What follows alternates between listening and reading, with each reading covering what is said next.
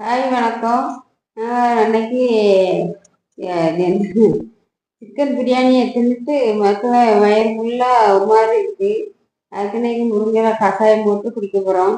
அதுக்கு பூண்டு, அதுக்கப்புறம் ஜீரகம், மிளகு, கிராம்பு எல்லாம் போட்டு நல்லா இடிக்கணும். நல்லா தூள் பண்ணி நல்லா இடித்து முருங்கைலையும் உருவி போட்டு நல்லா கொதிக்க வைக்கணும். வெண்ணில் நல்லா பொடியை நல்லா இடித்து அந்த 2 கிளாஸ் தண்ணியில் அடிக்கிடுங்க. முருங்கையே நல்லா இப்படி உருவி தண்ணியில் போட்டுடுங்க. போட்டுட்டு 2 கிளாஸ் தண்ணி இது கூட வைக்கணும். இஞ்சி, பூண்டு, சீரகம் அதில் தட்டணும். தட்டி நல்லா கொதிக்க வச்சு உப்பு சேர்த்துடுங்க. முருங்கை கஷாயம் ரெடி ஆகிட்டு நாங்கள் குடிக்க போகிறோம்.